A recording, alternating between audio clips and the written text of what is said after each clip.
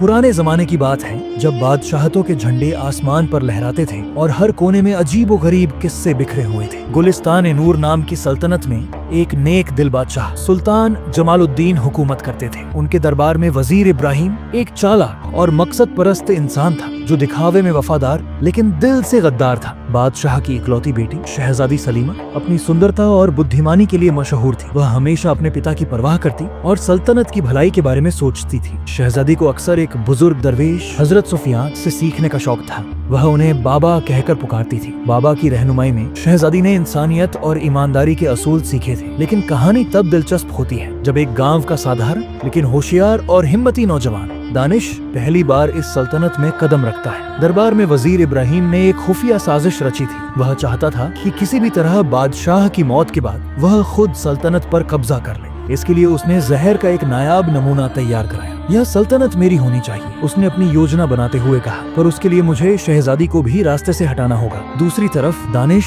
अपने गांव से काम की तलाश में गुलिस्तान-ए-नूर की ओर रवाना हुआ। उसकी माँ ने उसे जाते समय नसीहत दी, सच का रास्ता कभी मत छोड़ना बेटा, मेहनत से बड़ी कोई दौलत नहीं। शहर में कदम रखते ही दानिश ने देखा कि लोग शहजादी के बारे में बातें कर रहे थे। कहते हैं शहजादी बहुत नेक है लेकिन वजीर इब्राहिम पर भरोसा करना मुश्किल है, एक बूढ़े ने कहा। दानिश ने सोचा यह वजीर इब्राहिम कौन है, क्यों लोग इसे लेकर सतर्क हैं। एक दिन दानिश शहर की सैर करते हुए दरवेश हजरत सुफियान की दरगाह पर पहुंचा। वहीं पहली बार उसकी मुलाकात शहजादी सलीमा से हुई। सलीमा अपनी सादगी भरी पोशाक में थी और उसे देखकर दानिश पहचान नहीं सका कि वह शहजादी है। दानिश ने कहा, आपके चेहरे पर कुछ खास रौनक है, क्या आप यहाँ किसी से मिलने आई हैं? सलीमा मुस्कुराई, मैं बाबा से मिलने आई हूँ। और तुम? मैं बस हिम्मत और मेहनत के दम पर कुछ बड़ा करने का सपना लेकर आया हूँ। सलीमा को दानिश की बातें बहुत प्रभावित करती हैं। उसी रात वजीर इब्राहिम के जासूसों ने दानिश को दरगाह पर देखा और सोचा यह लड़का कौन है, यह हमारे रास्ते का कांटा बन सकता है। इब्राहिम ने अपने आदमी को आदेश दिया, इस लड़के पर नजर रखो